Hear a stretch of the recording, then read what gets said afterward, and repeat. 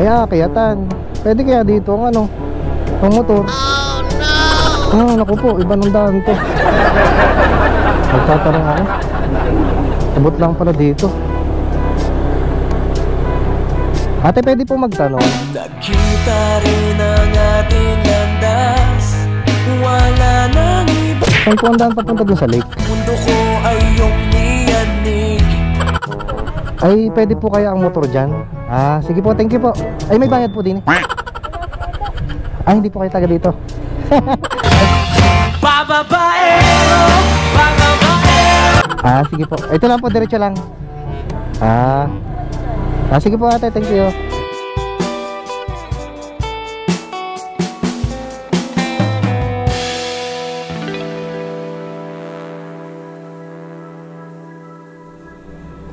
Okay, narating din natin mga part. Ang tagal ko ng gustong puntahan itong arkong ito. Kapag pumasok ka dyan mga part sa sa arkong yan, ay talagang feel na feel mo na nakapasok ka sa sa Quezon Province. Okay. Main unlock na naman tayo mga part. Ang sarap. Ito ang ang talagang dahilan kung bakit ako nagra-rides, nakikigaya ako sa iba. Pero sadya naman mga part, kung kayo ay nakakaranas mag-rides, ay masasabi nyo talaga na napakaganda. Uy. Grabe. Napakasarap na experience na naman mga part. Narating ko yung isa sa pinaka gusto kong puntahan mga part. At yun na ngayon yung arko ng Quezon Province. So nakakadaan naman tayo mga part. Kung mapapansin nyo sa mga nakaraang vlogs ko, ay doon sa sa San Antonio, Quezon na arko.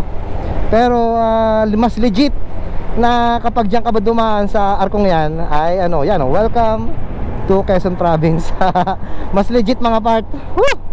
Nasa province of Quezon ako mga part. Medyo malaki ang ingat lang mga part. Malaki ang bus sa likodan. Okay. So yun, nakuha ko na yung aking aking pinaka-target ngayong araw nito mga part. So madami pa tayong oras. Ano bang oras na? 10:19 ng umaga. So mahaba-haba pang oras, mahaba-haba pang maghapon. Uy, teka muna. May dito ang bilihan ng mga gawaan ng mga ganon. Ano bang tawag doon? Yung mga rebulto. So ito yung ating dinaanan kanina. So hindi ko na tayo ito na isama kanina sa vlog. Okay, dahil sa maaga-aga pa mga part, ayun. Humanap ako kanina na pwede nating puntahan. Doon dito sa Chaong, Quezon mga part. Nasa Chaong na ulit tayo eh. Pagpasok ng arko ay Chaong. So naghanap-hanap ako ng pwede nating daplisan. Diyos ko po Lord, papaunahin ko muna rin truck sa likodan. Mahirap nang maminsanan. Baka wala ng second chance. Okay, ayun, mabalik tayo mga part. Napansin ko lang malapit ng malobat itong ating Insa360. So maya maya mga part mga biyahe natin ay wala na. Kasi hindi ko kayang bumili pa mga parts sa ngayon ng battery ng Insa360 kasi nasa 2,000 plus. Hindi kagaya nitong may imitation itong battery ng GoPro na TX600 na kaya 3 piraso ito. So itong ating Insa360 ay wala pa siyang wala pang reserba. So yun, naghanap-hanap ako kanina mga part na pwede pa natin puntahan habang nakaungkot tayo doon sa may arko ng Quezon Province, yung ating pinakapangarap na puntahan na arko. Yun, may Jollibee. I love Jollibee Chaong. So yun, may nakita ko mga part.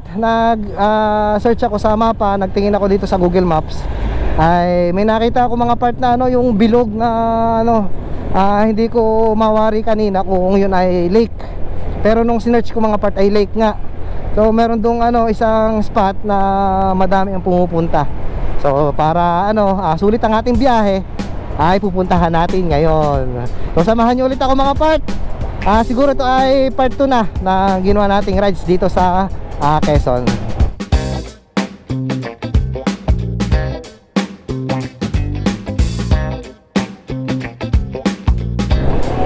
Okay, hindi naman kalayuan, 8 minutes na mga part buhat dun sa Arco.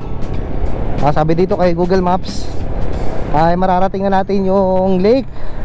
So sa pagkakakita ko dun sa sa syempre nag-search ako kanina dun sa sa YouTube. Medyo parang medyo maganda at madaming pumupunta doon. Ewan ko lang mga part kung ngayon ay madaming pumupunta. Ay lumampas ako mga part. Teka lang. Dapat pala doon eh ano na ako. So ito mga part to, nandito na din lang tayo. Ito yung cemetery ng Chaong, Quezon. Tapos yung mga part to, nasa unahan natin yung ang malaking bundok bundok ng yun mga part. Maganda So balik tayo mga part. At lumampas ako dapat para doon sa kantuhang yun. Butit nakita ko agad. Kaka-entrada ko pa lang sa pagsasalita ay hindi ko na agad napansin na ang mapapalay doon. Ayun. So ito yun. Ito. Yan. Pinatay ko muna mga part ang ating Insta360 kasi baka mawalan tayo ng battery pag andun na tayo. So sayang naman. Okay, tama na, nasa tamang daan na tayo. Ayun, tutumbukin natin yung kaninang tinuturo kong bundok. Wow, nasa loob tayo ng Bundok Gaming. Wow, sarap dito. Enjoy lang natin mga part itong kinadadaanan. Madami atang bahayan sa medyo paloob nito mga part to. Dami ko nakakasalubong na tricycle, mga nakamotor. O baka ayun baka galing dun sa sa lake. May tulay dito tayo madadaanan mga part. Buhay kaya ang tulay. Buhay ang ilog, ang lakas ng Agos. Tabi-tabi po. Masarap dito mga part sa amin sa sa Batangas City. Halos mga tuyo ng mga ilog. Okay, 4 minutes na lang mga part. Ayun, meron tayong kinananan doon. Sayang at hindi ako naka-record. Hindi ko naipakita sa inyo na kumanan ako. So pagka naman pupunta kayo dito ay yun na makikita nyo agad yung kinakananan na yun. Wow. So ito medyo paloob pala ito mga part. Pero wala naman masyadong dumadang sasakyan, mga motorsiklo. Madadaanan nyo itong malalaman nyo malapit na kayo ay may madadaanan kayo ito mga sagingan. Pero kapag naka Google Maps naman kayo mga part ay syempre sundan nyo lang si Google Maps hanggang sa makarating kayo sa sagingan.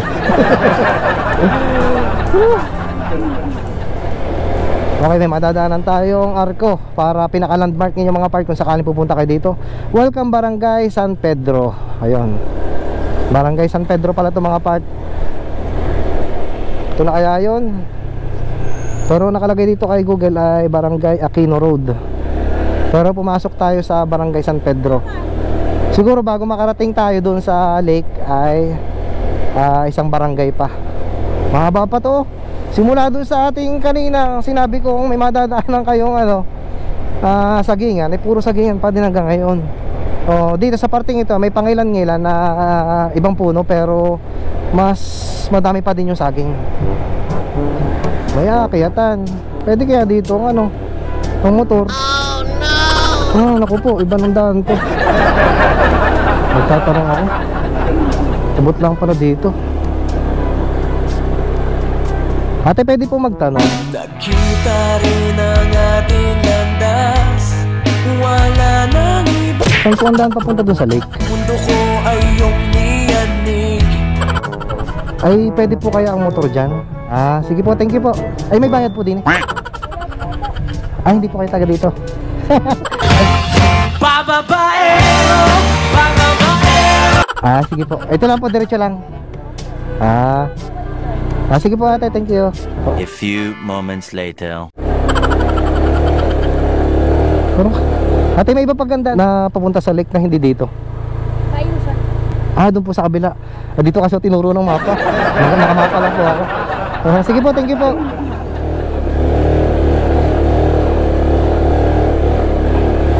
Ang hirap dito. Ayan, magtiwala lang tayo kay Google Maps mga part. Ako po. Kawawa naman ang aking ano. Buti kasya dito motor. Kawawa si Blossom. Ayun. Ay, salamat po. Yun ang pinakamahirap sigurong ano napuntahan ni Blossom. Yun, kita ko na yung lake doon ng mga part to.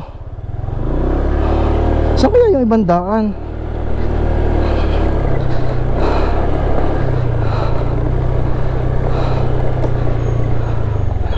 May daan dito. Kaso yung ano ang hinahanap ko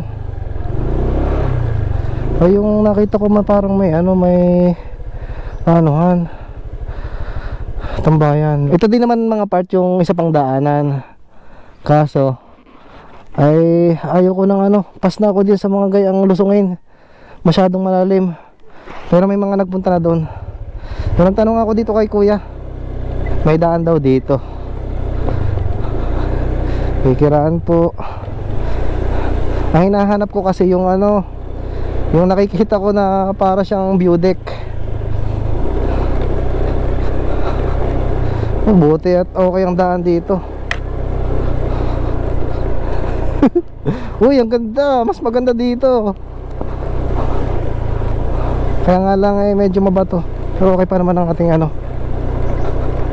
Dire-diretso lang kuya. Diretso. Kung gusto mong doon ka na lumabas, may labasan din palusong. Pabayan na ulit. Pabayan na po yan pagka pumikot. Ayun. Yan lang, dyan na. Area yung simentado na dyan. Salamat po kuya na madami. Akala ko ako inaligaw na. Opo, thank you po. Ayun. Okay, kita nyo mga part oh. Ang ganda ng ano, niyugan oh. Okay, diretso tayo, dahan-dahan lang at medyo ano, rocky road ating dadaanan. Ayun. Ang ganda oh. Sadyang ano, nilagyan nila ng graba dito dahil siguro nagpuputik kapag umuulan. Ang ganda ng ating ano, nadadaanan mga part. Dito sa kaliwa ay yung lake, tapos itong kanan ay puro niyugan.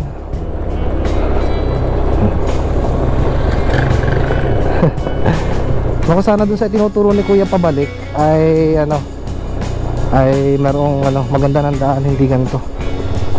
Nahirapan kasi ako dito. Ayun, ito na yun. Ayun, paglabas dito.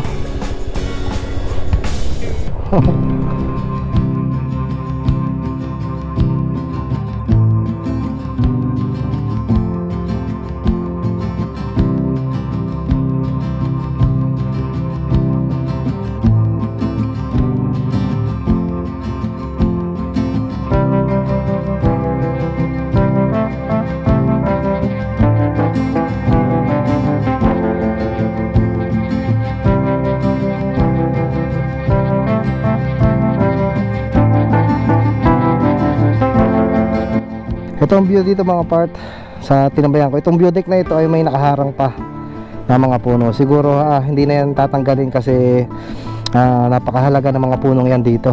So napakalawak mga part ng ano, ng lake na ito. Kanina nung nagpalipad tayo ng drone ay umabot tayo sa maximum altitude na 120 meters ang taas. So hindi pa nasakop yung buong lake. Ewan ko lang sa ibang nagpapalipad ng drone kung gaano kataas nila pinapalipad yung kanilang drone para makuna ng ano, ng bilog na bilog. So hindi natin nakuha ng mga part. So lilipat tayo mga part dun sa kabilang view deck na parang mas ano, mas kitang-kita itong pinaka lake na walang nakaharang na ganyan. So medyo ano, patingkad ng sikat ng araw. Medyo nagugutom na din ako. So maya-maya mga part ay kakain tayo. Hahanap tayo ng pwede nating tambayan na ano, malilom-lilom. Itong daan nito mga part ay mga graba. So medyo ano, ang ating gulong ay sumasayaw. Ayun oh, maganda pala ring isang ito. Ito, parang maliit na ano, parang pinaka-hill. Tapos kita yon. So diretso tayo mga part, pero dahan-dahan lang tayo. Ang hirap talaga pagka yung ano, batuhan. Pero siguro pansamantala lang itong mga batuhang ito mga part. Kasi dun sa bandang unahan naman ay ano, mispaltado na. Hindi pala, konkreto na. Kasi wala pa siya nakalagay na spalto. Dito nga lang kapag pupunta kayo ay ayun, titis muna ang inyong gulong na ano, mapadaan dito. Ayun. Ayun, dito yung ano, mga tambayan, kainan. Tapos ayan, may mga ano, kainan dito. Ayan. Tapos pwedeng 4 wheels dito. Doon dumaan ang mga 4 wheels. Check ko lang to mga part ha. Pero hindi tayo titigil dito sa parting ito. Baka ano, may bayad ng parking. Napapakita ko lang sa inyo mga part. Ang ganda. Yan o. Ang ganda na kabundukan yan o. Kita nyo mga part. Ano yung nagpakaya? Doon sa tuktok na yun ano, may bahay. Ang ganda.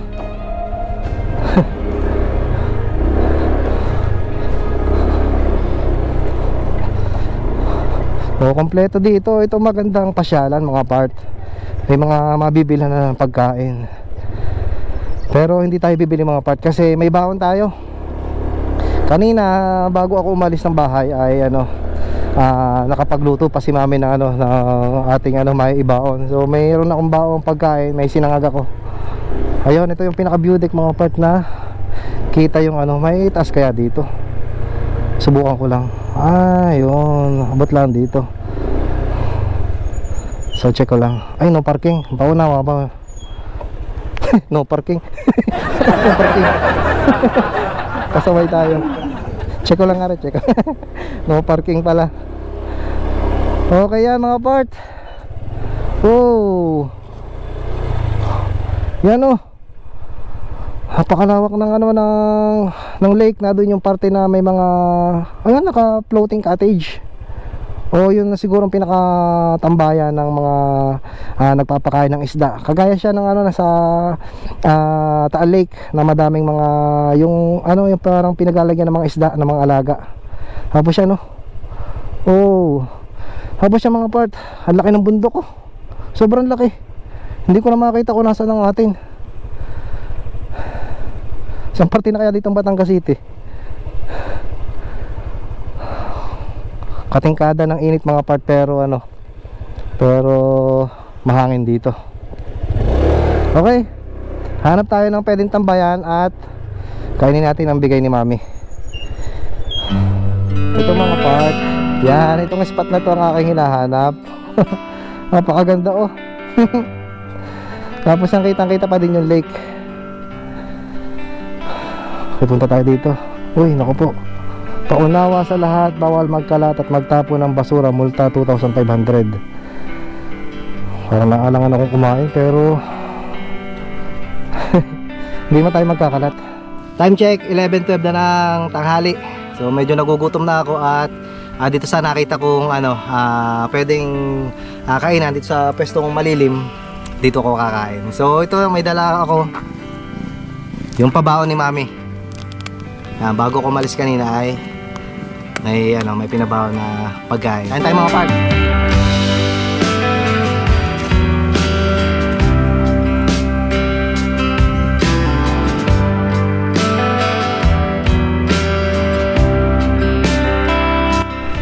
Medyo uminita dito sa ating ano, tinambayan mga part. So dyan ako kumain, napakaganda. Kitang-kita yung ano, yung view nitong lake. So 11:30 na ng tanghali mga part. Medyo malayo-layo ang ating babiyahin pa uwi. Isang oras mahigit. Pero asahan na siguro makaabutin tayo ng mga 2 oras bago makauwi sa bahay.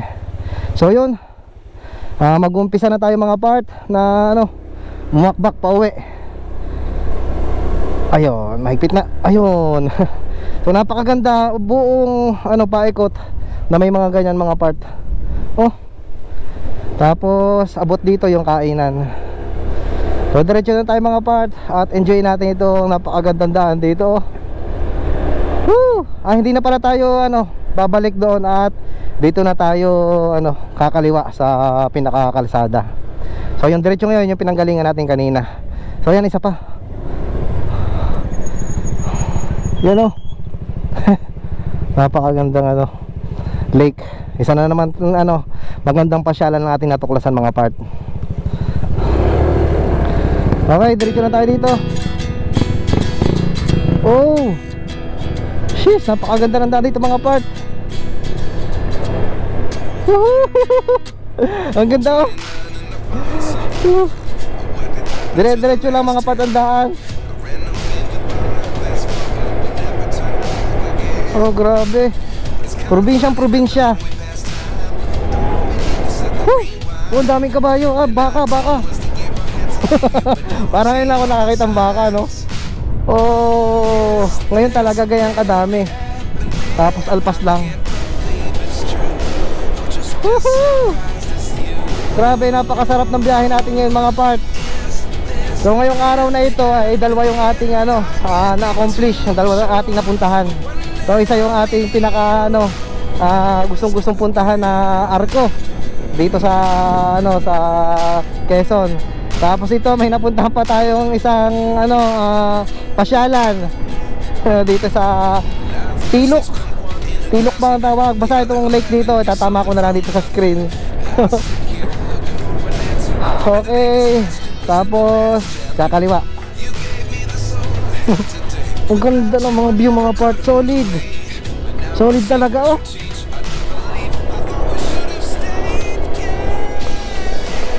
Kaya ang daming nagra-rides ngayon mga part. Yan oh, mga papunta pa ito doon. Doon sila dumaan sa tamang daan. Hindi kagaya sa ano, naalala nyo mga part, yung kanina yung papunta ako yung may hagdan pataas. May daan naman talaga doon, pero daan ng tao. Pero ito pala yung daan ng mga ano, sasakyan. Okay, so biyahe-biyahe na lang tayo mga part hanggang sa makauwi sa bahay. Hanggang sa susunod na lang ulit na ano, na mga rides natin. Pupuntahan natin yung mga ano, lugar na hindi pa natin napupuntahan. Yung samahan nyo ulit ako mga part sa mga susunod pa natin mga vlog.